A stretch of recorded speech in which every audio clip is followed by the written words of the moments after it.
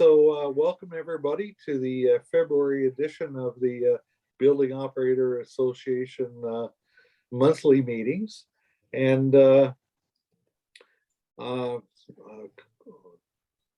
couple little things here, I guess, some housekeeping. We are tentatively, we're planning for having our trade show at the Danish Canadian Club on October the 18th. So we're shooting for the moon, and we're hopeful that things will settle down by then and we can all meet again in person. Hopefully maybe we can actually do our monthly meetings in person in September. Who knows, right? But so in the meantime, we'll continue to do the Zoom webinars, and I think it's worked out pretty good. Lots of good information for everyone. So, and also, hopefully everybody has their, got emailed their copy of the magazine, and the magazine's got some good info on this month. It was on economizers and exciting things like that. But anyway, we're continuing to try to provide those resources to our membership, and hopefully, like I said, soon we'll be able to do more in-person meetings, and perhaps when we do in-person meetings, we'll try to record them as well, and for those who can't make the meeting, and continue this as a resource as well, because you can always watch them afterwards, and the information is the same. It just, you won't be able to ask questions, so that's the only difference. But I'm sure all of you know my phone number by now, so you can always phone me with questions. And, we're always here to help, is what the message is. So this month we have a very special guest. Tiffany is, I'm not going to read your whole bio, but it was your bio is an interesting read, and so I need to know. Okay, you've got a couple pets. Mm-hmm. What are their pets' names? What are your pets' names? That's important. we have a dog, a new puppy named Oakley, and then Cirque and Micah are our cats. Okay. And we just lost our pet hedgehog, whose name was Suki. So. Yeah. So well, that's good.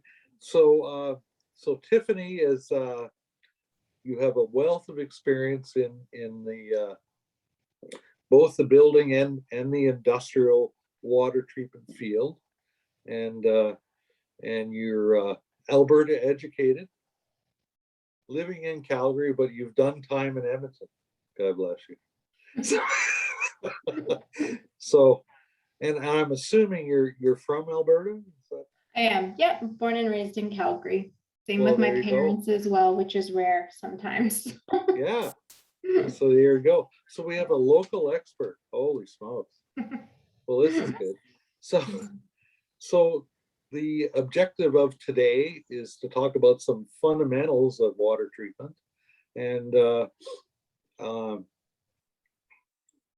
it is one of those topics we talk about often, and the reason why we do is because it's absolutely critical that people understand the fundamentals and get it right, because the consequences of that can be quite dire. I was actually at a building this afternoon that's quite dire. I went, oh my God, oh, here we go again. So boy, the fixes are tough. It's a tough go when and unfortunately you don't really see the dire consequences until 10 or 15 years down the road, and then you go, well, it's too late. But the message is it's all preventable. It's easy. We just have to understand the reasons why and some of the chemical reasons why. And that's why I'm looking forward to this webinar. So without further ado, Good. Okay. Well, thanks again, Les and Mark, for setting this up and inviting me to talk.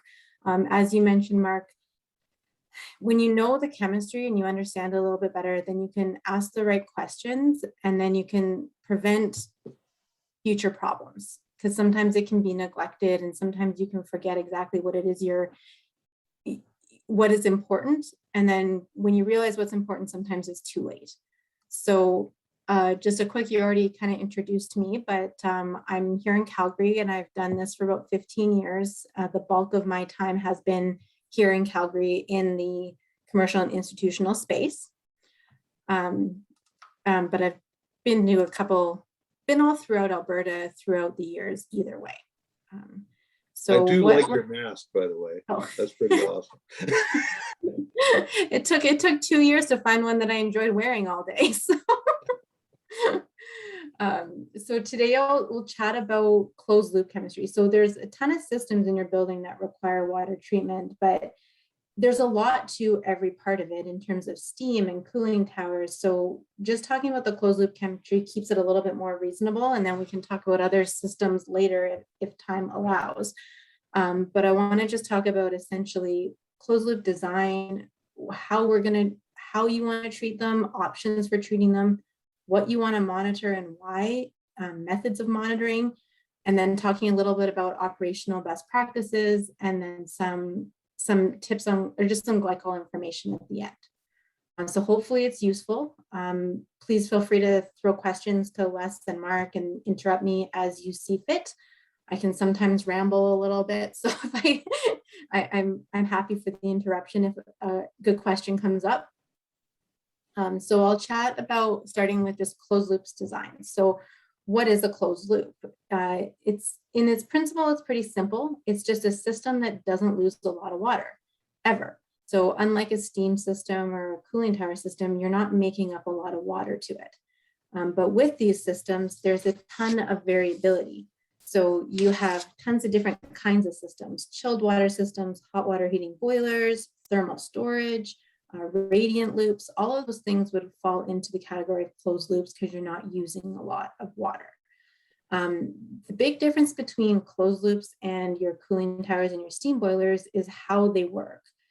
They use sensible heat transfer, which is direct induced heat transfer through an exchanger, versus latent heat transfer, which is what your cooling towers and your steam boilers do when you're using that heat transfer by changing states, like when you're using your cooling water to evaporation and your steam to condensing. So you're actually using a state change from liquid to gas for that heat transfer. In a closed loop, you're not. You're just using a heat exchanger direct contact. They can be water, brine, glycol.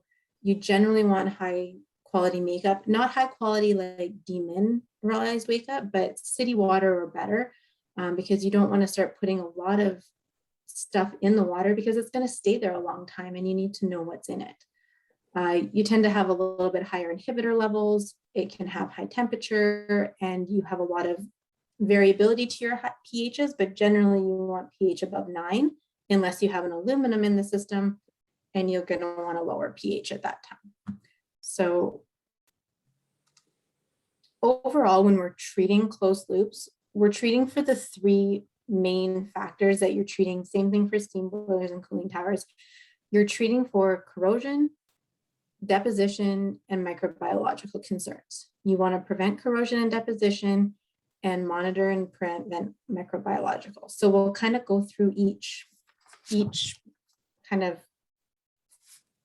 what you're treating for and how you can treat it and what factors you want to watch for. So corrosion being the most talked about in general. So when you're talking about corrosion, you have lots of different factors involved in how corrosive a system is. So by corrosion, you're going to lose metal loss, and that's how it impacts your system. For corrosion, you can have generalized corrosion. One of the factors involved in corrosion is the pH. So what the pH of your system is really going to tell you how much generalized corrosion you have. And in this chart on the screen here, it gives you an idea with the metallurgy.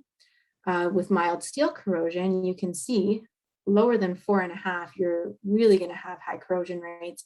But once you get above that 9, you're starting to really lower your corrosion rates with pH.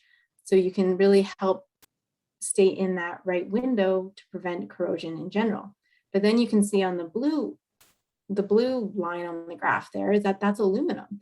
So if you have anything aluminum in your system, like an aluminum boiler, aluminum piping, anything, you need to really be aware of that because your pH range is very different. So if you get too high pH on an aluminum system, you have a much more corrosive environment. Another factor that has a huge impact on corrosion is dissolved solids. If you have a lot of dissolved solids in your system or connectivity, you can get erosion, and that'll happen more primarily on high flow areas, elbows, things like that. And then it's also another factor for corrosion is your metallurgy and mixed metals. So there's a lot of areas in your buildings where you have mixed metals side by side, and that can increase your corrosion potential just because of galvanic corrosion. A really good example of that is shown in the picture there is your chiller tubes. Quite often you have copper chiller tubes tied into a mild steel end plate. And that can give you a susceptible spot for galvanic corrosion, which coincidentally is why you often have an sacrificial anode in the end cap. That helps to compensate for those dissimilar metals in the end bell. It helps protect a little bit better from galvanic corrosion. So other factors, there are other factors besides this that add to corrosion, of course. You have velocity, temperature, dissolved oxygen, things like that. But these are the most, you can't really control many of those factors. Those are just going to be what your systems are running at. Whereas these factors are a little bit more things you can be aware of and recognize within your systems. So how do we protect against corrosion then? So there's lots of different methods, and most of you will be familiar with all of them, but we're just going to kind of run through some of them to get an idea of how they work. So one of the common ones is being molybdenum. So molybdenum is often a chemistry put in for mild steel corrosion protection. You can see the image of the corrosion cell there. We have an anode and a cathode, and obviously reactions have to occur at both of those spots in order to create a corrosive cell. But the molybdenum stops this reaction on the anode. So essentially it's going to prevent uranotic reaction by making like an absorbed microchemical layer of like a ferric molybdenate complex on the metal surface to stop that anotic reaction. Molybdenum has an ideal pH, operating pH of 8.5 to 9.5. And usually any products that come with molybdenum in them are going to have polymers and pH buffers and azoles as well, which we'll talk about a bit later. Your main disadvantage of molybdenum is one of the more costly chemicals for closed loops, as well as there are some environmental discharge disadvantages to it. Molybdenum is considered a heavy metal, so you can't direct discharge it into environment in a lot of cases, and there can be limits on discharge within municipalities too. But it works really well for corrosion protection. Another option for corrosion protection is nitrate. Again, something that is very commonly used. It's also an anotic inhibitor, and it promotes like a passive iron oxide layer to prevent corrosion. This works, the best thing about nitrate is it's a little bit cheaper, as well as it is fast. Like the passivation layer forms incredibly fast. And it has a good working pH range of 8.5 to 10.5. But it does have some disadvantages too. It is a nutrient for bacteria. So if you have a system that is susceptible to microbiological growth, it can help feed that. As well, it contributes more dissolved solids into the system compared to molybdenum. So when you're talking about that erosion corrosion, that can be a factor as well if you end up with really high nitrates in your system. So the next two categories I have on this slide for water treatment are what's generally considered like the organic treatments or more organically based treatments. The term organic can be used in a lot of different ways, but we kind of have one that's just a general phosphonate based chemistry. So phosphonates are great mild steel corrosion inhibitors. The only problem with them is that they're not particularly stable in a phosphonate form. So over time, chemically, phosphonate reverts to orthophosphate, which in a closed loop is not going to help you with your mild steel corrosion inhibitor. So over time, when you're using phosphonate-based chemistry, you quite often have to do continual additions of phosphonates in order to maintain a good mild steel corrosion inhibitor. The best part about phosphonate-based and our other option here is that it works at neutral pH. Again, this is critical for aluminum. Molybdenum and nitrate and the more common corrosion inhibitors are only useful above 8.5 pH. And at above 8.5 pH, aluminum is very corrosive. So this is a great option if you have anything aluminum in your system. And it's also critical as to why it's important to know what metallurgies are in your system so that you can make these choices. The other thing with phosphonate-based chemistry is that you need a good dispersant because phosphonate binds really easily with iron and calcium. So if you have a dirty system with a lot of iron in it, you can get, or a lot of calcium in it, you can get calcium phosphate deposition and things like that on your heat transfer surfaces, which can be really detrimental to efficiency. So the other option on here is, now this is the only SUEZ-based part of the presentation because we have a slightly different organic chemistry. It's not phosphonate-based. It has a different proprietary inhibitor in it that we call the PTD inhibitor. And the main difference is it uses an interaction of phosphates or an interaction of inhibitors instead of phosphonate to do the mild steel corrosion protection.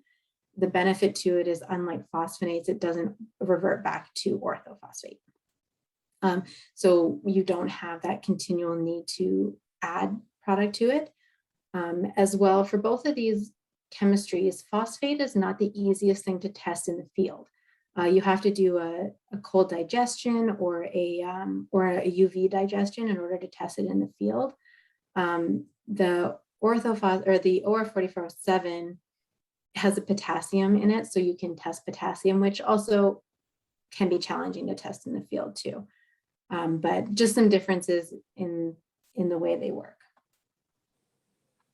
But both considered organic, neutral chemistry, good for aluminum systems. So those chemistries, the phosphates, the molybdenum, the nitrates, are really centered. They do some copper corrosion protection, but they're really primarily focused on mild steel protection, your mild steel corrosion protection. What they're weaker in is protecting copper. So in general, what you want to make sure your chemistry, your water treatment program has to deal with is that it also has azoles contributing to it.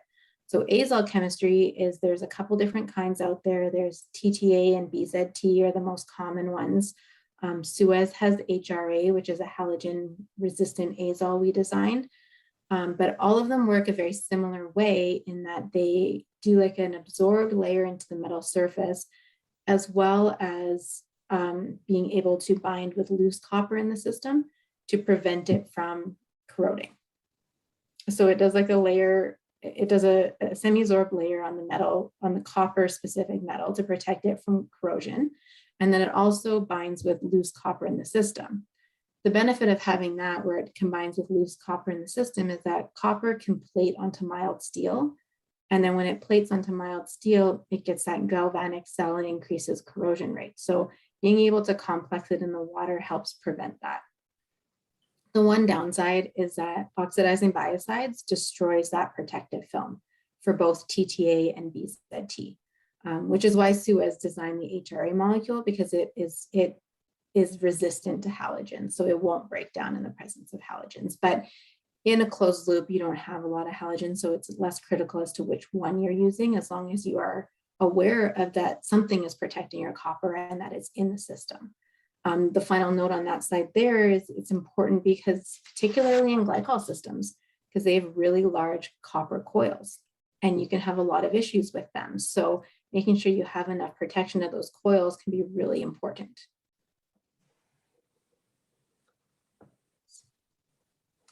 Okay, so that's kind of a summary of what's out there primarily for corrosion protection in closed loops.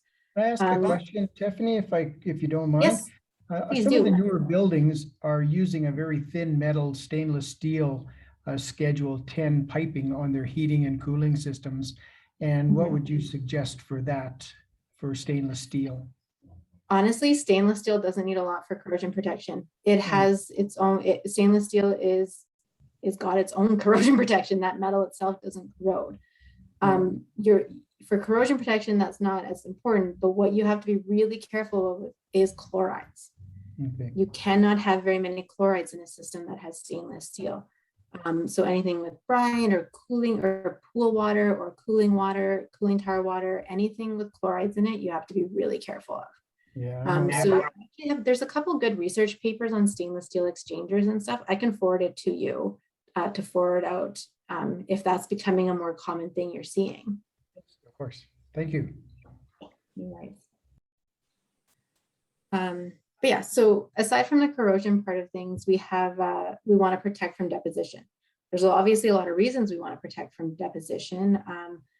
One is heat transfer. If things are depositing on your boiler tubes and things like that, it's going to insulate your heat transfer and make it less efficient.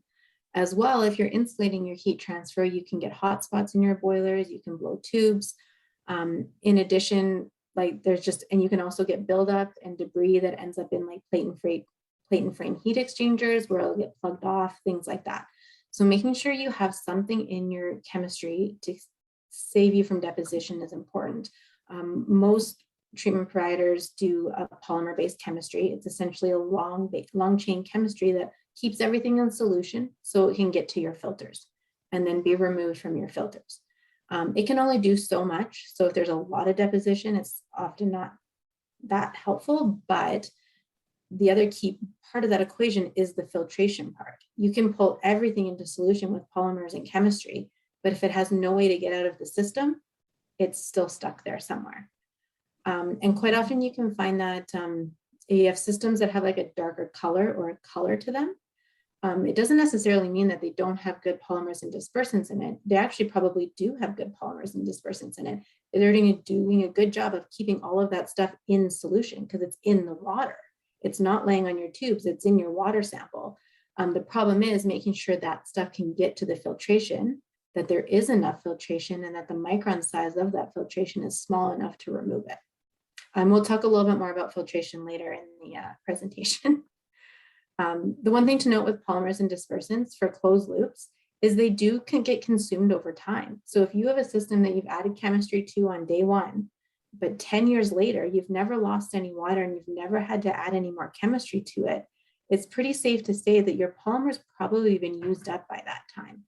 So even those systems that look totally stable and great, sometimes you have to check those other chemistries to make sure that they're still there. Azoles and polymers are part of it. You can lose them over time. So if you're not adding a lot to it, it's something to be aware of. Okay, so corrosion, deposition, your other thing is microbiological. Microbiological concerns in closed loops is varied because it really depends on the risk of the system. Some systems have no risk of microbiome growth, and some systems have really high risk. So understanding your systems and what factors play into it is really important as to whether you even need to really worry about this. One of them is food source. A lot of things, bugs need food to grow, so they need something they can eat. Nitrates they can eat, phosphates they can eat. They don't eat molybdenum, but there's phosphates and things in our water and our city water that can still contribute to that too. So you need a food source. You need the right temperature for bacteria to grow. High temp hot water systems above 60 C on a regular basis are not going to grow bacteria. There are very few that are going to survive at that temperature no matter what. So you don't have to worry about them if you have a high temp hot water system quite often. However, if you do have a high temp hot water system, but say your building is under construction and you have 3 floors that are totally isolated, but those lines are still full of water, well, they're now at room temperature and they can be a bacteria concern. So it's good to know what's going on and how those factors contribute to it. You say, oh, it's hot water heating, I don't have to worry about it. But if half of that system is isolated at room temperature for most of the year, you might still have to think about it. Flow conditions make a big impact too. If you have low flow areas or again, stagnant areas because they're cut off because of construction or whatever, that impacts your factor.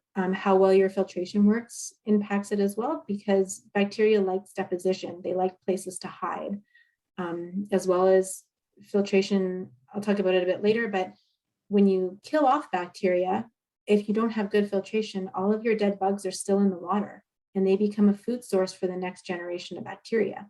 So another reason why filtration is really important for microbiological factors. And again, making sure you have an effective biocide program if your system is susceptible to bacteria growth. Again, I think we all realize the impacts of microbiome. When there is a microbiological outbreak in a closed loop, quite often it can go undetected for a long time if it's not being monitored. It can create corrosion and under deposit corrosion. It can block your inhibitors from working. It can consume your treatment inhibitors. It can drop your pH in the system really effectively. A metabolic byproduct of bacteria is acidic.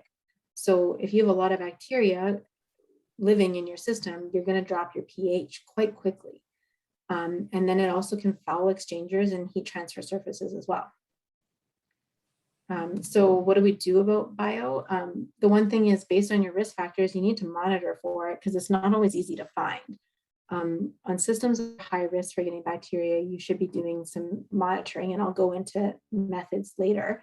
And if you do have bacteria, you need to have a biocide program and a way to kill them. And if you do have a non-oxidizing biocide program, it's important for your water treatment company in particular, but you as well, to understand what is in the non-oxidizing biocide. There's a couple of reasons for that, because non-oxidizing biocides are varied. There's a lot of them out there. But different ones work better in different situations, and there's things to know about each of them. And your water treatment company will be able to walk you through this, but certain things, like if it's a BNPD biocide, well, if your pH in your system is 10.5 because you have a nitrate system and you try to kill it with BNPD, well, it oxidizes like that. So it's so fast that it probably won't get to your whole system before your biocide is gone. Or if you're using glutaraldehyde in one of the blends that you're using, it's important to know that because it can be really hazardous, and operators need to know that because it can be, you might want to take that next extra level of protection. And there's things like isothiazolene, which work great in closed systems, but they contribute copper, soluble copper sometimes. So if they contribute soluble copper and you're using them a lot, you need to check your copper corrosion protection more frequently to make sure that you still have it there. Just questions like that. There's a lot to know about when you're using a biocide program. And like I mentioned before, if you're using a biocide program, you need to have good filtration. Because if you're killing all these bugs, but they're still floating around in your water, it's not very helpful because they're just going to feed more bugs. And the use of oxidizing biocides in closed loops is possible. It's not completely, you can't do it, something like bleach, but you have to be really careful. It doesn't work very well for biofilms and sessile bacteria. It will destroy any of your azole in your closed loop, most likely, and it can build up over time. It can have an anionic buildup over time, which can affect your polymer efficacy. That makes sense? Mhm. Okay, so that's a lot of information. Sorry. Oh yeah, you go. So that's just the overview of kind of your treatment concerns and things you can do for it. Now I'm going to quickly, is there any more questions? You guys good for? I'll just check the questions here. Oh, there is one. So this question is from Kurt, and it's about bacterial impacts. Should it, I guess the question is, should include Legionella infections? Well, that's a good point. Well, when you bring in Legionella into a closed loop, it's interesting, and I know it's in the building operations world, it's definitely it's very much highlighted. What the one thing is why I don't bring it into closed loop discussions generally is because there's one important thing with Legionella that has to be there for it to be a factor, is that it has to be aerosolized, which means it has to be in the air and you have to inhale it. In closed loops, you don't usually have that. You're not using them for humidification. You're not spraying that water in the air for it to be consumed. It has bacteria in it, and it's possible to have Legionella in it, as most free water sources actually do. But in a closed loop, we don't really have it at that same heightened level as cooling towers, for the strict reason that it is in a closed loop system, not aerosolized in the air to be inhaled. That makes sense? That's a good answer.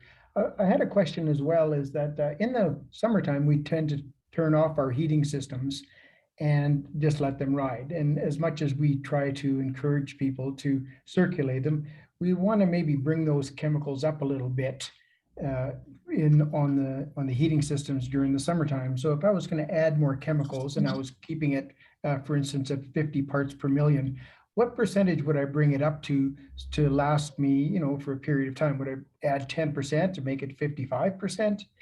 Well, Or 55 in parts per theory, million? if you're using in a closed loop, you're not actually, over the winter, if it's sitting stagnant, you're not actually going to lose any. It should still theoretically be there. And then once you circulate, it still comes back around. But like a lot of those chemistries, like the molybdenum and the nitrates, and they work on making an oxide layer. So the more you put it up beforehand, you are adding a little bit more of that passivation that can help long-term and hold on to it. Obviously, best practice is to remain circulating it, which is, again, but it's very difficult. Bringing it up a little bit is not harmful, but I don't know if it really benefits you that much. I would say if you brought it up 10-15%, but then what's more important is watching after the winter, what happens after. Does it stay at that 15% or does it come back down? And if it comes back down, we need to look at where it's being lost. Is it dropping out as it's sitting and cooling down somewhere, or is it being consumed by bacteria as it's offline and cooling down? Because theoretically, it shouldn't change that much. So logging is very important. Sorry? Logging Yeah. the systems is very important. Yeah, comparing it before shutdown, during shutdown, and after shutdown, and seeing what happens as it begins circulating again will really give you clues as to what you can do differently when it's offline to make it better. But a lot of systems don't do a whole lot, and they seem fine, Right. usually. But if you can circulate. When you're closing off hot water heating loops and cooling them down to room temperature, you definitely have a bacteria risk, but there's not much you can do about that in an offline system. But what's important to keep in mind is once you heat it up, there's actually a number, like if you heat it to 140 degrees F for 2 hours, you should kill all bacteria, including biofilms, because you actually need the pipe to reach to 140. So again, once you turn your system back online, again, you can't really do much if there's bacteria growing when it's offline, but as long as you get back up to that 140 Fahrenheit or 60 degrees C, then you're usually pretty good. Okay. So I have a few questions, but I'll save them till after. It'll be fine. sure. I hope I don't run out of time. This ends at 6? Yeah, it's okay. We'll just roll with the flow here. It's all good. Okay, so I'll switch gears now and go into monitoring. So we kind of talked about everything that you can do for your closed loop systems. And now these are some of the things that you can do to monitor them to make sure that they're in good shape, so that you don't find out 10 years later that, oh crap, something's happened and there's nothing I can do about it now. So this list here is just what I consider just general awareness, just having an idea of what closed loops you have in your building.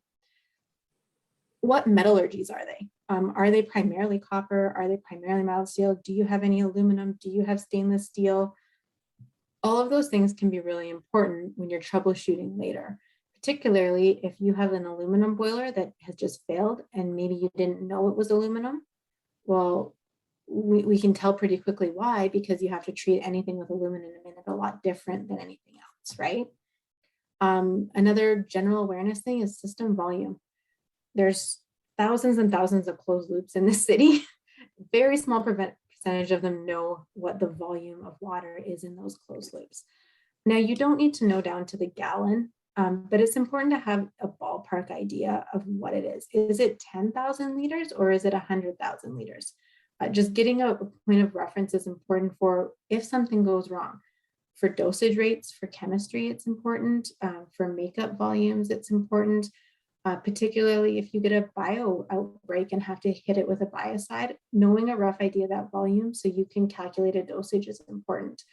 If you don't know the ballpark and you have no idea, there's test water treatment companies can do just a lithium tracer test where we can determine a rough idea of what the volume is. It's very simple, just adding a lithium chloride into the system, letting it circulate, testing it, and then getting an idea of what the total volume is by back calculating concentration. So something that can be done if it's needed. An idea of your corrosion rates. Again, a lot of closed loops don't have the ability to monitor this, but we'll talk a little bit about how to monitor it if you have that option. Water losses and leaks. Knowing where your makeup water is to your closed loop and how often it's turning on and off is really important. If you have a water meter on your makeup water, it's great because then you can monitor it and know if you've lost water.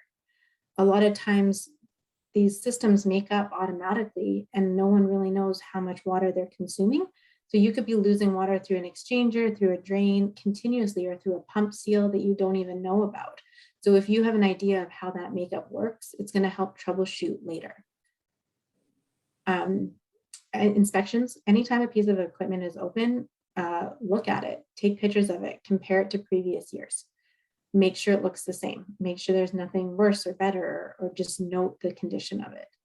Understand your filter, where your filtration is, how much filtration you're doing, the frequency that you're changing it, the type of deposits that are coming off of it, and how dirty they are. And if that's changing over time, are the filters getting cleaner or dirtier, and why?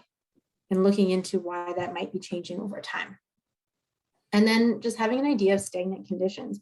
I mentioned it earlier, but it happens a lot in radiant heating, like especially if you have floors in your building that are totally unoccupied right now. You can have a whole lot of water and piping just sitting there, never calling for heat and running down to room temperature and things like that. And just knowing that those are in your system can help you troubleshoot later. Keep grabbing the wrong mouse. Okay, so aside from general awareness, in terms of water treatment standards, key monitoring parameters is pH, connectivity, bacteria, corrosion, and your treatment level. Those are kind of your base that you want to really know what's going on. In my opinion, pH is one of the most important because it can give you a really quick idea if something is going south really quickly. There's lots of different ways to check pH, and really it depends on your budget. pH strips are super cheap, but not particularly accurate. On a pH strip, you might not be able to tell the difference between 8 and 9, whereas a system at 8 pH isn't great, but a system at 9 is perfect. So there is some accuracy with that, but they're inexpensive for small systems or small buildings that you just don't have the budget. pH pens are another option. That's these things here. They're a couple $100 in general, and they work okay if they're maintained properly, but they do only last a couple years. So you need to make sure that they're still working. You might be testing something and it's reading it fine all the time, but your pH pen is 9 years old. It's probably not giving you an accurate pH. And then there's the higher tech, like the pH probes and the digital readouts, things like these ones down here, which work very well if they're maintained properly, but they're expensive.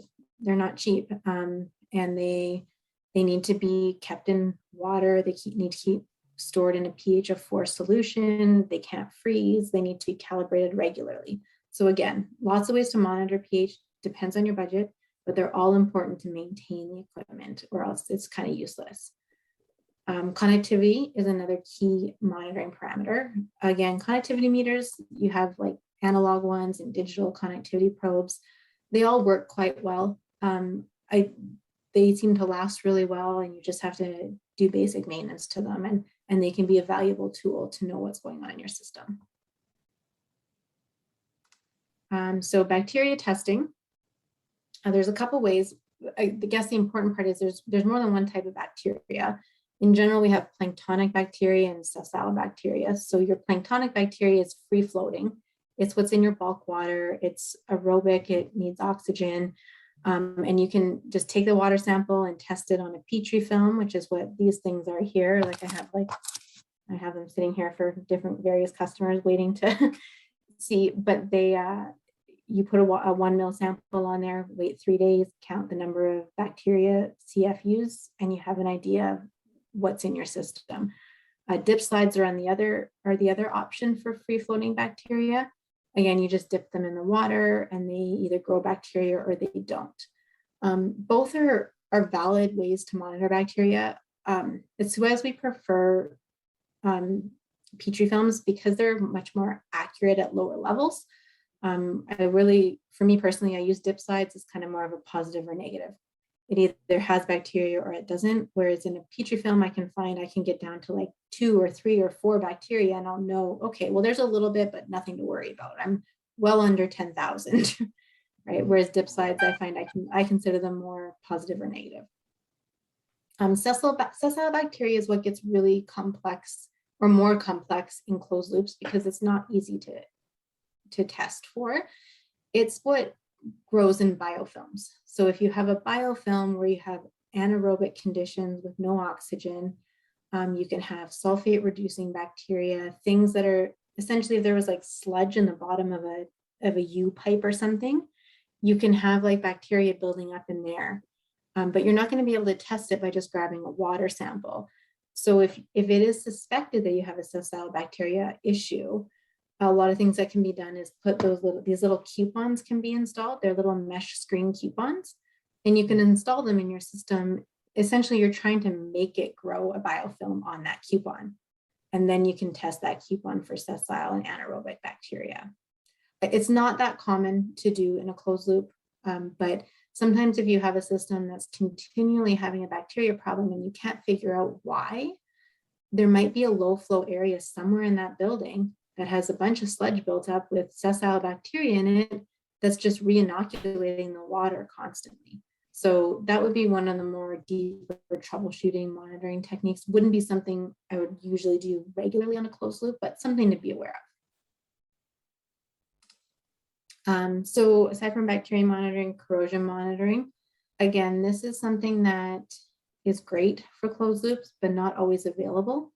There's different corrosion rate guides, whether it's SUEZ or we have our own tighter limits and things like that and expectations. But essentially what it is you have a pipe in your system with flow through it in a specific pattern here.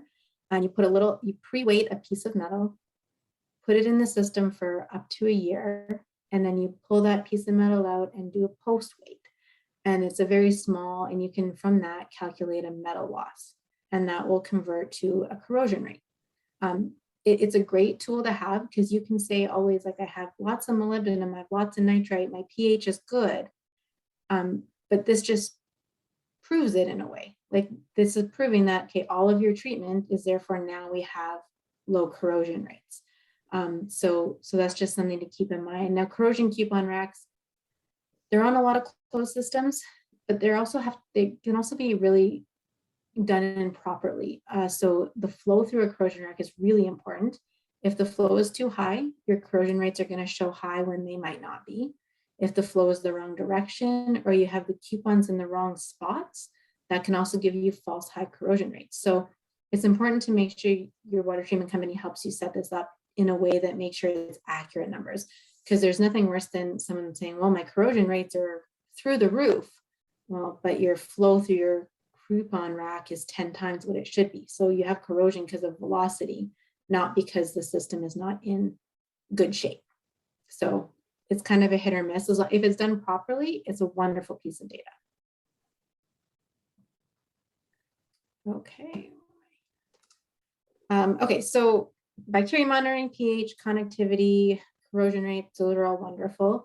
But then it's also important to test what treatment you're putting in and how much it is and what your levels are and whatnot. So there's a couple different ways to monitor your treatment program.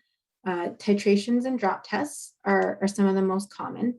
essentially you are using a color change reaction to back calculate how much is in the system. So this is a very common one. This is a molybdenum titration. So you're starting with a blue solution and you're titrating with a buffer and a titrant till it turns yellow. And that point where it turns yellow is you have to back calculate to see how much molybdenum you have in the system. It works the same way as a titration and a drop test, but titrations just are a little more accurate because you're using a graduated column versus assuming a volume in each drop. Same drop test here as a nitrite test. You're going from orange to blue. And again, finding that point can be a little bit tricky because I don't know if anyone's done a nitrite test. It can go blue, then it can go back to orange if you wait too long. So, and different colors of yellow, people see it differently.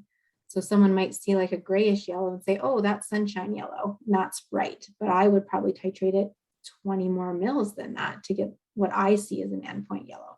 So that's kind of the issue with titrations. It does take a personal look and a personal decision as to what the number is as well. Titrations and drop tests, you have to be really careful in boiler rooms and stuff because the lighting is not usually ideal.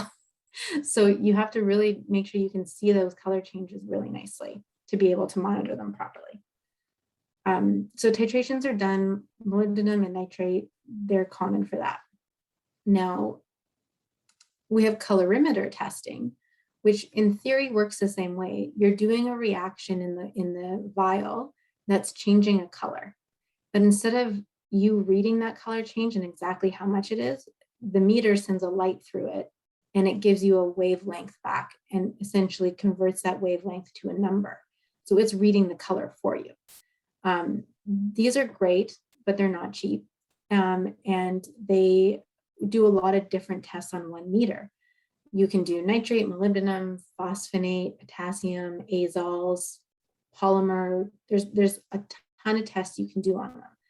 But they're also not that easy of tests either, because some of them require quite intricate reactions. Like if you want to do a phosphonate test or an azole test on one, you have to do a full UV digestion, which means you need a UV light, you need timers. Like there's more equipment sometimes involved in some of those complex reactions.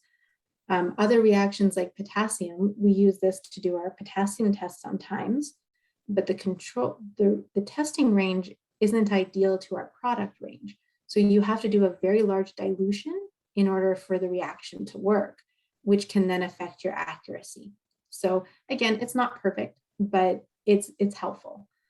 Yeah, and it's just another way to test. You can do free chlorine, like HAC has hundreds of tests you can do on this, but depending on how many are useful to you guys, makes it whether or not it's worth the money.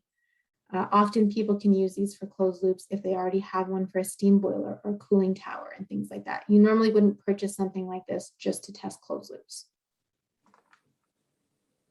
But if you already have one for your steam boiler, you can look into how you might also be able to use it for other tests. So a fluorometer or PTSA tester is newer. It's newer. It's so a couple of years ago, I don't remember when, fluorescence became available to everybody. It used to be a patent that a different water treatment company had, but it's off patent and it's becoming much more common now. So essentially, it is a fluorescence tracer that's added to chemical products that is easily read. It's read online, it's read with a meter, and it's very efficient and it's very easy and it's a very accurate meter and testing procedure. The only problem with it that it's important to understand what PTSA is that it's a tracer molecule. So if you have it in a closed loop and you test it and PTSA is there, that's great. You know your PTSA is there. You're making an assumption that your chemical treatment is still also there. So you have to keep that in mind if you have a nitrite loop. So you might have your PTSA number looks great. You've never lost any PTSA. But what you didn't realize is you had a bacteria outbreak you didn't recognize and it consumed all your nitrite. So your PTSA could be good, but you might lose your nitrite and not know about it. So just understanding how that reaction works and what other factors and parameters you need to be watching along with PTSA just to make sure that you don't get trapped in something like that. But yeah, that's really the only disadvantage of it. It's a good technology, and it's very easy to test. And it's nice that it's online. So you can often have it connected to a controller and giving you a continuous reading for cooling towers and closed loops and such. Just one quick question on PTSA. Sure. It's time sensitive though, right? After you've taken your sample, you need to test sooner than later because it'll To be honest, degrade over time. I am not sure. I would have to look that one up. I'm actually not sure. It's not volatile that I know about, so I don't know how it would be lost. I can look it heard up and that get back to recently, you. so and I went, oh, okay, that's interesting. I So, don't know, but I will look it up and follow up with you. yeah, well, that would be because you know what happens is sometimes if say if contractors and stuff are taking water samples, they don't test it on site. They'll Mhm. they'll send it to their water treatment provider or whatever, and there might be a delay of some time between being on site and when it gets tested. And so Yeah, I just heard that it was sensitive, but it could be wrong. That I'll was an look it up. excuse that was used for a bad report. So this will be Maybe, maybe interesting. not. I'll look it up and I'll get back to you because I just am not as familiar with it. SUEZ just started using it recently, so it's not, yeah, but I will look it up. I like to learn new things, so I'll figure it out and let you know. Well, every day is new. Well, there's always something. Yeah. There is. Okay, so all of this monitoring and technology is fantastic, but it also sounds like a hell of a lot of work. So one of the questions is like, how often do I need to do all of this? And the answer is it depends. It depends on so many things as to how often you want to do it. And your main thing you have to decide on is what are your risk factors? It all goes back to that.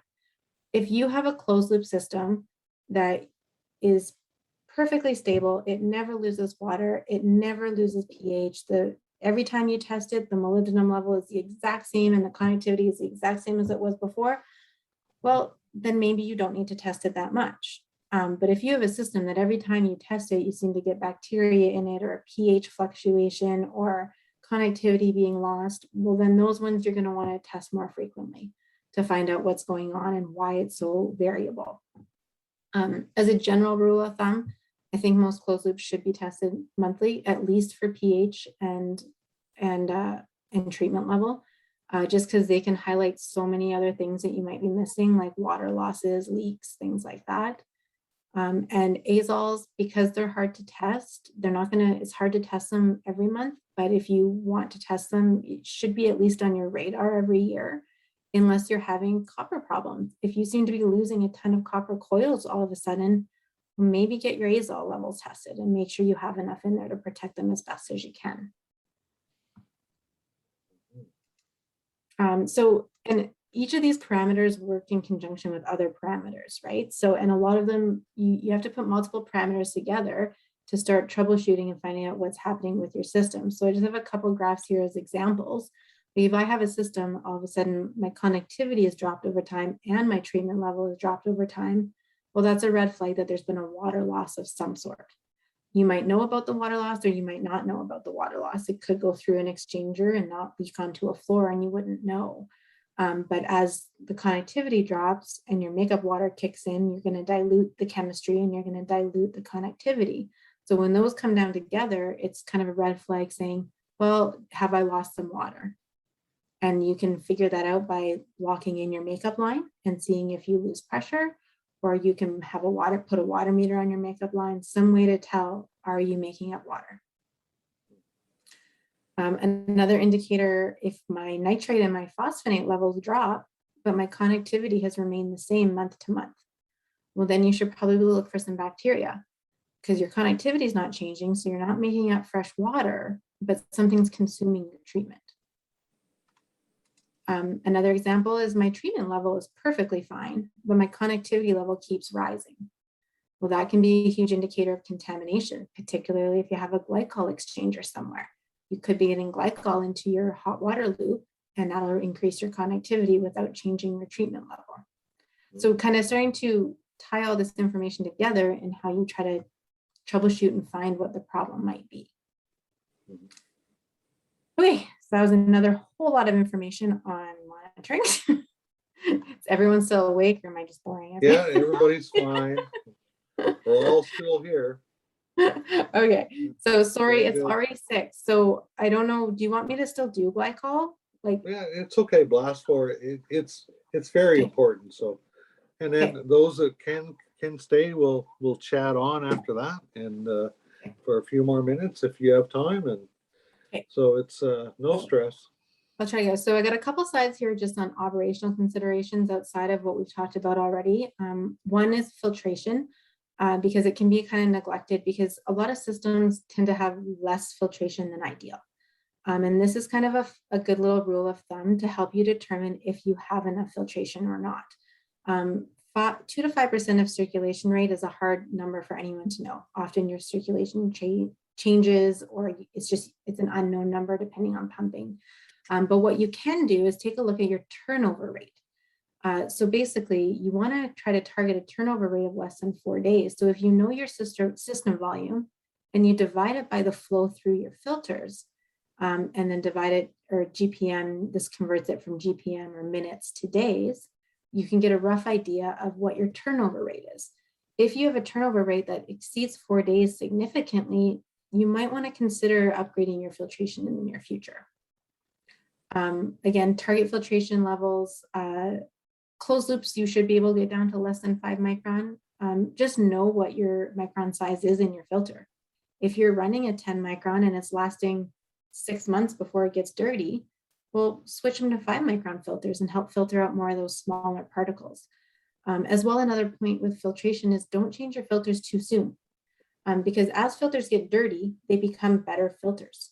They filter smaller and smaller particles. So if you're going to change your filter on a PM and it's every month and you pull it out and it looks brand new, we'll put it back in until it's dirty, until it's full. Because when it's full, it's as long as you don't have a pressure increase that exceeds the capacity of the holder, you're doing a better job of filtration by leaving a dirty filter in sometimes. Other quick little operational notes is pH adjustment. So I talked a lot about how the importance of pH is, but it's really critical to understand how to fix pH too, because you can get into a lot of trouble really fast by trying to fix your pH. If your pH is dropped down, but your chemical level, like your moly level, is fine, you're tempted to just bring the pH back up.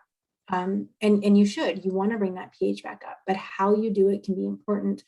If you use like a pH buffer like borate, it comes up slowly and can sometimes take time and isn't always as effective, but it's a safe way to go. It doesn't add connectivity, it brings it up slowly.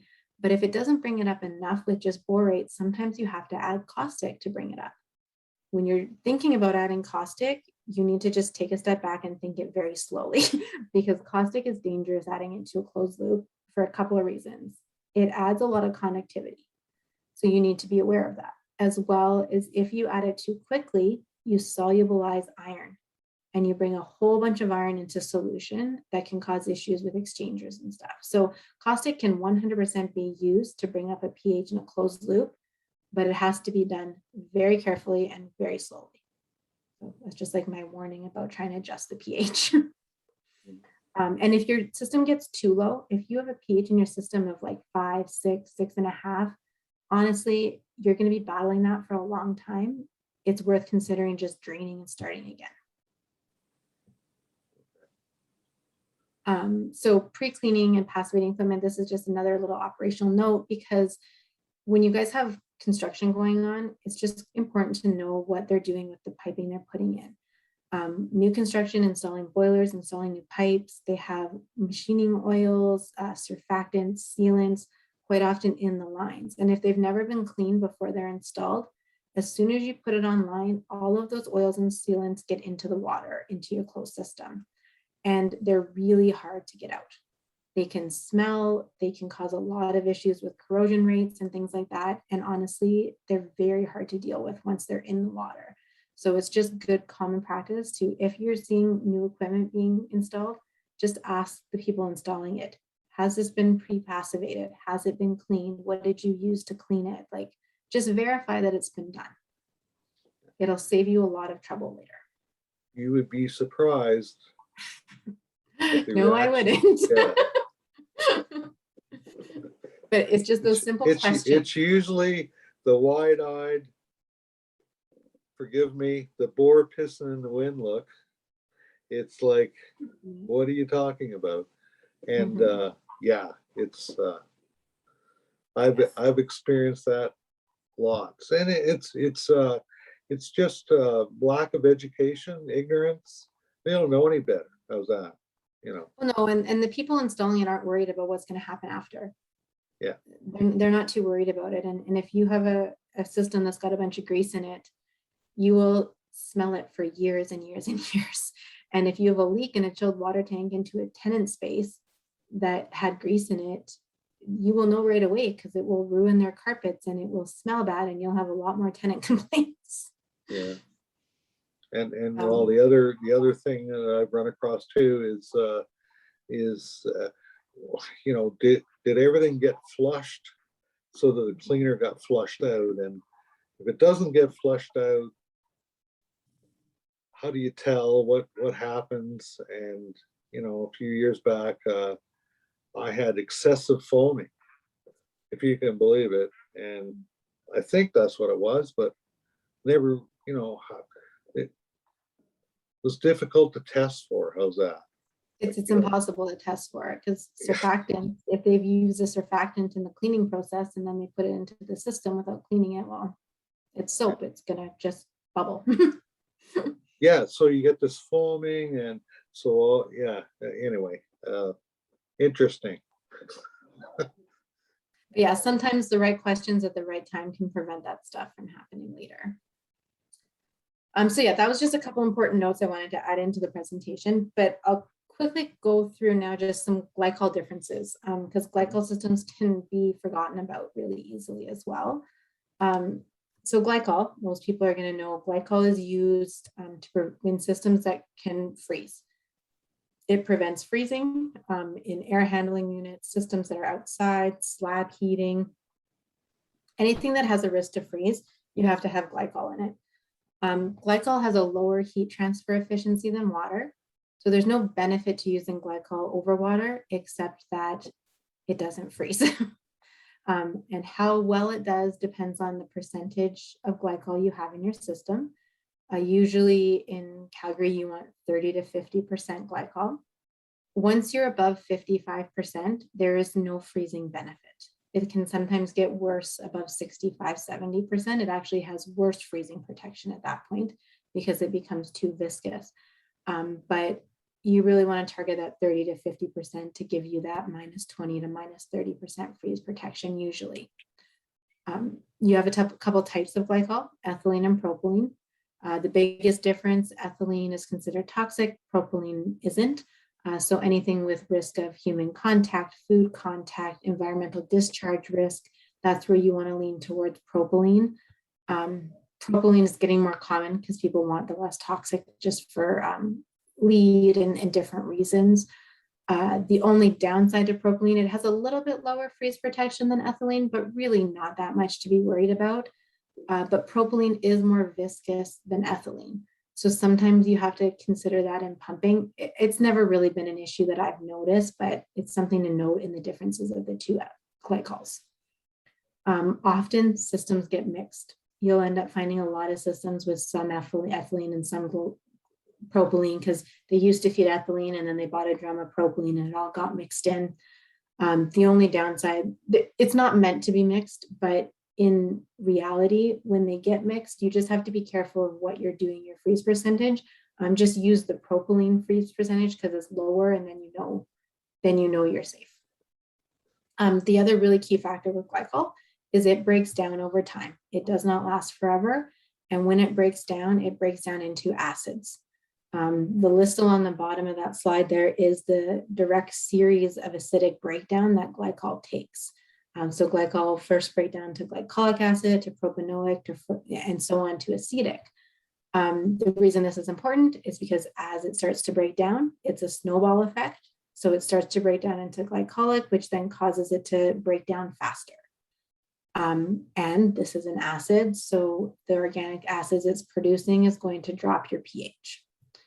It's only important because it does usually eventually happen. Sometimes it can happen, it can be 50-year-old glycol when it starts. It really depends on how well it's treated throughout its lifetime as to when it will start breaking down into acid. So if you talk a little bit about how it's treated, that's where we're trying to prevent that acidic breakdown in addition to protecting for corrosion and all the other things we talked about in the other closed loops. So glycol, most glycol commercially available is inhibited already with phosphate. Not phosphonate like the phosphonate chemical in the closed loops, but actual total phosphate at really high levels, like 3,000, 5,000, 6,000 ppm of phosphate. The reason it's done is a couple things. It keeps your pH in your glycol well buffered. It does do a mild steel corrosion protection, but it also prevents and slows down that glycolic breakdown. So that's what most glycols are purchased. Like when you purchase glycol, inhibited glycol, it's inhibited already with phosphate. Now, in addition to that, you can still add molybdenum and nitrate on top of it. A lot of places do. That does your mild steel and your a little bit of copper corrosion protection. But the main reason we usually recommend adding like a core shield or a molybdenum chemistry on top of glycol is more for the azole concentration, because phosphate that comes in glycol is only really protecting you against mild steel corrosion. Copper or glycol systems have tons of copper coils in them. So often it gets a little neglected that there's not enough copper corrosion protection in the system, especially if you start having problems with your coils, because as you have problems, it releases more copper. And it's a snowball corrosion effect. So a lot of times when you're having issues with coils, you want to make sure you have the right treatment. A lot of glycol systems I've seen don't have any azoles in it and have no problem. But then there's some that just are more susceptible to it and need azoles to protect that copper. So if you are having issues with the copper coils, you need to look into how you're treating your glycol. Are you only relying on the base phosphate treatment? And would you benefit from adding some azole into that chemistry to better protect your copper coils? And then because there is aluminum boilers in glycol systems as well, there is a way you can, phosphate in general has a high pH the way they do it in glycol. So if you have an aluminum glycol system, you can use like our OR 4407 neutral pH stuff in glycol too. So that is an option, but I don't know how common aluminum and glycol are together, but I know it's out there for sure.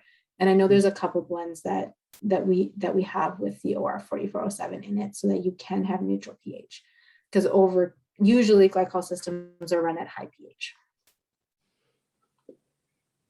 Does that make sense? Yep. Yeah. So glycol monitoring, much like closed loop monitoring, pH is really important, as you can see, because if your pH drops, you're getting that organic acid breakdown. However, the problem is pH is very hard to read in glycol because of the matrix structure of the chemistry. The probes don't work very well. So quite often, if you want to do a pH measurement, you often have to dilute your glycol sample. So for that reason, a lot of times we do reserve alkalinity instead, or we can test reserve alkalinity, which is a titration that essentially tells you how resistant your glycol is to turning acidic. So it's kind of a different way to get around pH that works a little bit better in glycol sometimes.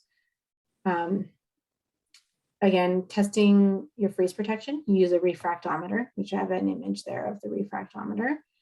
That'll test your percent glycol in your freeze protection. It's really important to do in the fall. You want to make sure you're up to date and you have enough freeze protection before it's -30, not after. Connectivity, again, important, but important to note that glycol has really high connectivity naturally. So you're going to have much higher connectivity in the system as it is. But it's still important to monitor because you can you can highlight other issues if it's changing over time. Monitoring your treatment level, again, nitrate and moly, if you're adding those into it. Total phosphate, hard to test on site. Usually you need a UV digestion for that. So again, not easy to test, and molybdenum also not easy to test in glycol because glycol often has a color to it. So then you often have trouble doing that color change titrations. So sometimes you just need to use a lab for testing glycol. Same thing, azole level. Knowing your azole level is important. I would say more so in glycol than other systems because I find that's where we have the most copper. And then doing a full organic acid analysis is a possibility for monitoring. It has to be done in a lab, and it's quite an expensive lab test, just as a warning.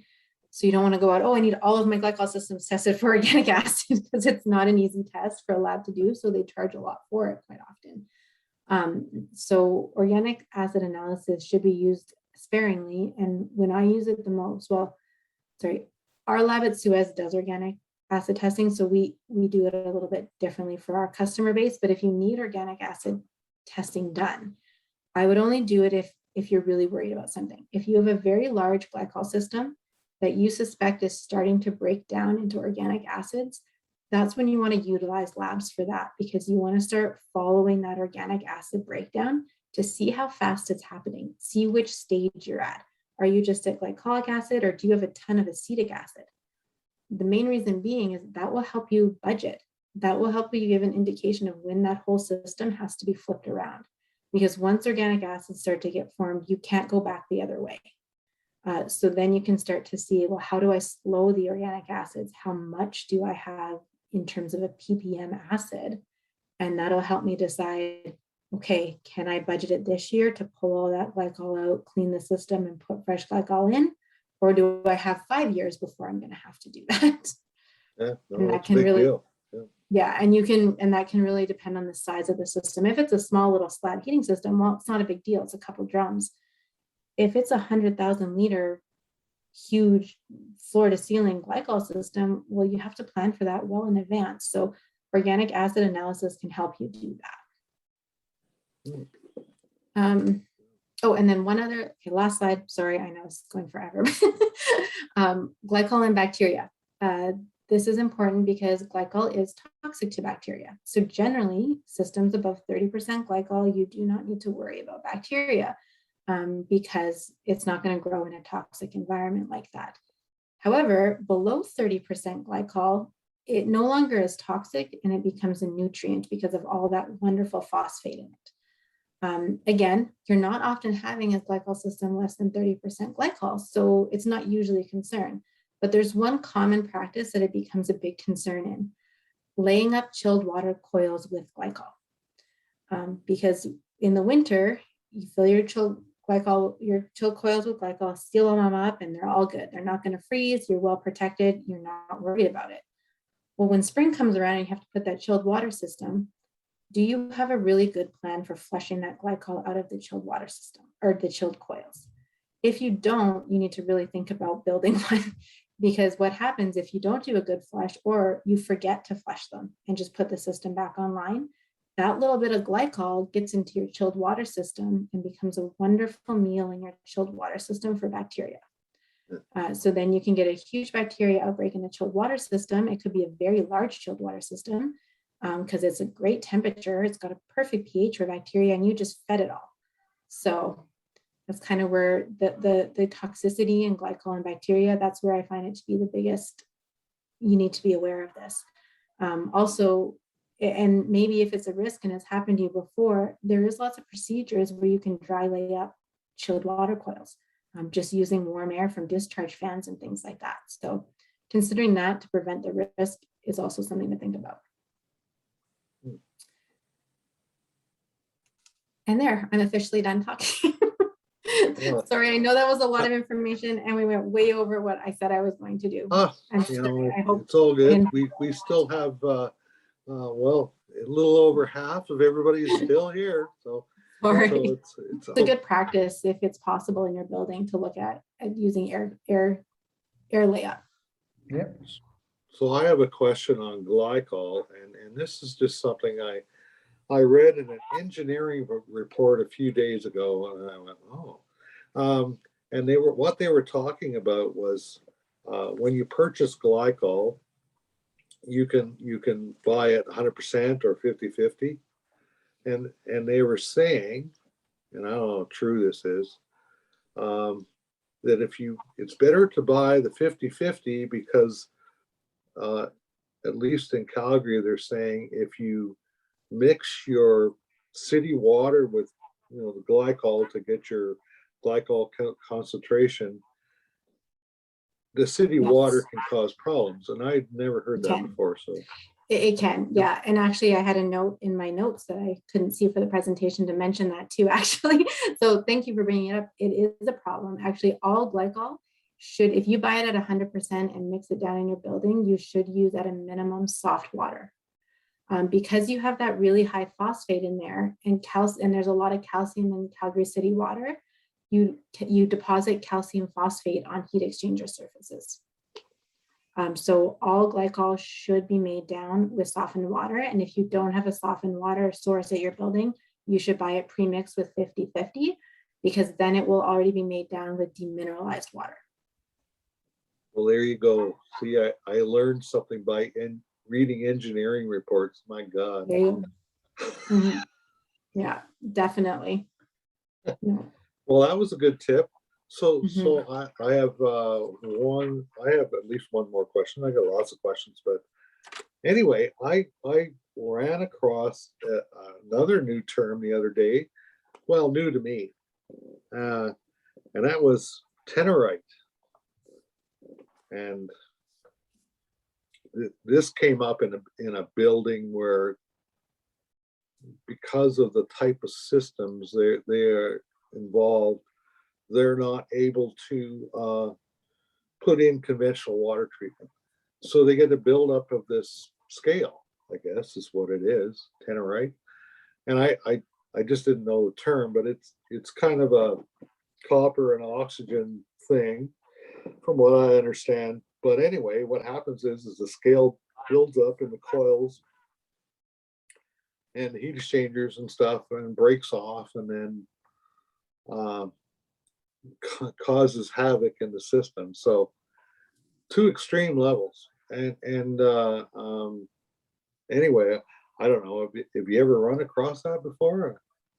I have. YouTube. I have not. That is a new term for me as well. Next week, I'll take you on a field trip, because this is new to me. Is it green or blue? What color is the scale? I don't know. I haven't. I'm not sure. It could just be like any copper and oxygen. You're going to get like a green copper oxide scale if you have no treatment in it. But I don't know if there's an actual term. I've never heard of tenorite, but I will definitely look it up now. Well, I had to Google it, tenorite. Yeah. Yeah. So if it's like oh dear, if they're talking about tenorite, and so anyway, it's a new one on me. So now I don't feel so bad. Don't feel bad. I don't know about it. After all these years, and there was a term that was used to describe the problem, and I had never heard of it before. Now we just have to figure out what to do about it, but that's okay.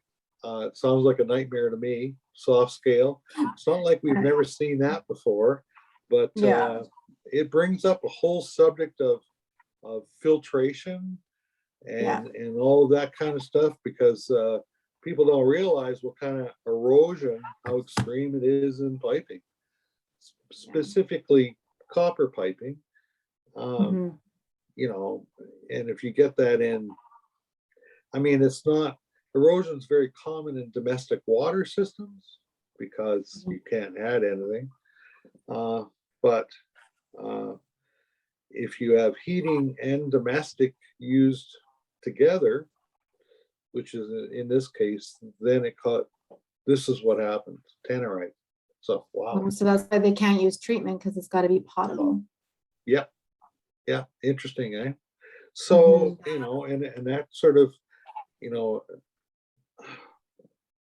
this, Yeah. this Keep in low mind- solubility scale issue is, you know, it brings it's a whole other new subject thing that, you know, like I said, every day is a new adventure. Well, this week I've had 2 or 3. Yeah, well, when you investigate it further, do know like there are some scenarios where there is potable water treatment, like potable certified treatment options, Yeah. but they tend to be costly because you're constantly going through them. And it depends on how bad the situation is. Like there's certain levels of phosphates and things like that that can be in potable water. Yeah.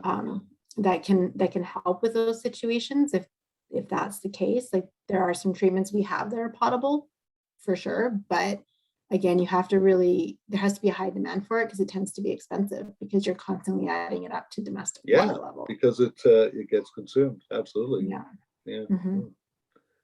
Well, you know, as well, always, it's a fascinating subject, and like I was saying before, between Les and I, we thought maybe we'd seen it all. No, I haven't seen it all. Just from last week alone, I haven't seen it all. So So I love that about water treatment too, because it's 15 years and I do still learn something every single week, every week. Yeah. It doesn't faze me. There's something new that I haven't seen before. And I'm sure 30 years from now, I'll still be doing the same. and then again, like we were talking about a while ago when we were talking about this, you know, when I go to a site and encounter new stuff and don't know what it is, it's an adventure.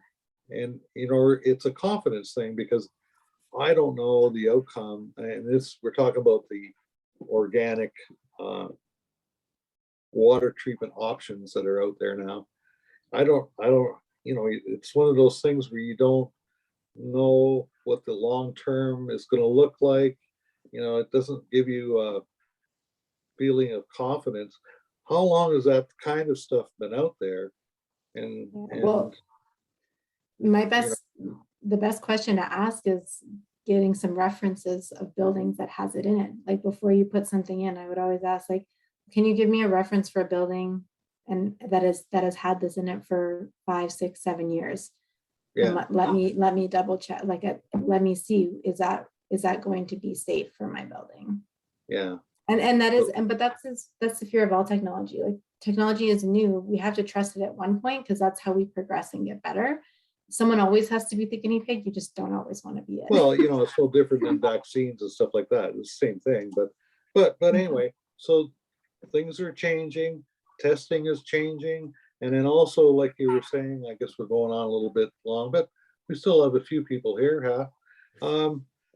When you're testing it, you're using a proxy, you know, like if you're using a tracer. Yeah, if you're using the PTSA. It's a proxy. Mhm. You're not really testing for the element. I don't really know how to. Well, you're describe testing what that. You're not testing what's actually doing the work. You're testing something and making an assumption that if that's there, the treatment's there too. And that So assumption then- is normally right, but you have to know that you're making that assumption. So then that would be something where your water treatment provider, I'm assuming you guys, when you take a sample and hustle away with it or would do whatever in your box of tricks, you're doing Mhm. different testing, perhaps more enhanced testing than what we do on In a site? lot of cases, we are. Like, for example, one of our cooling water treatments, it has a PTSA in it, but it also has our proprietary STP polymer in it.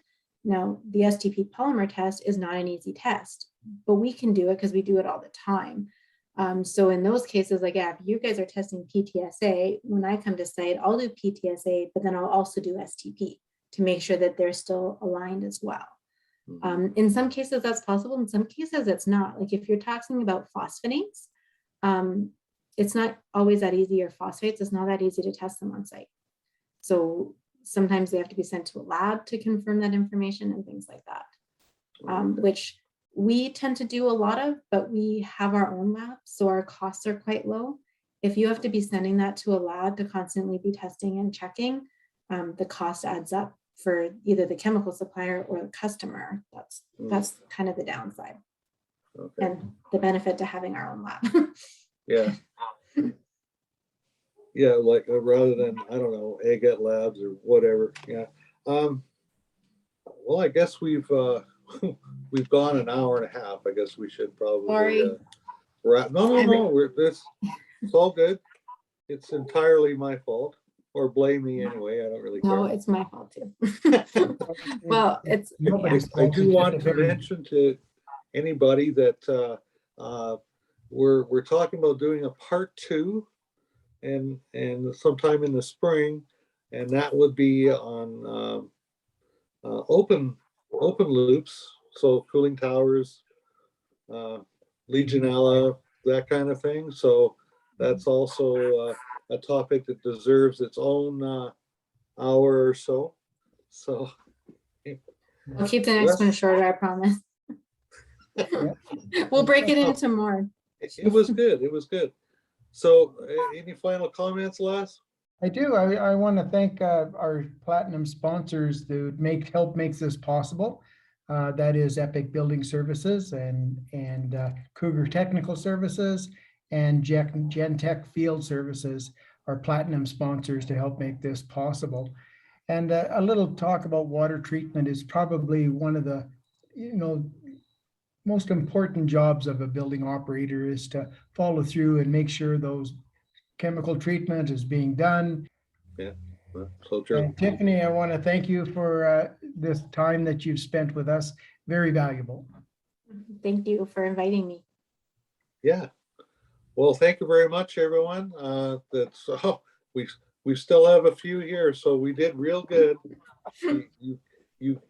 They listened to you for an hour and a half. That's a beautiful. Yeah, they might be sleeping though, so we can't really count. And as everyone knows, if this will be also posted on our website and through YouTube, our YouTube channel. So if you need to watch it again to catch a few of the details, it's all good. And any questions you have for Tiffany, you can just let me know, and we'll see if we can help you out.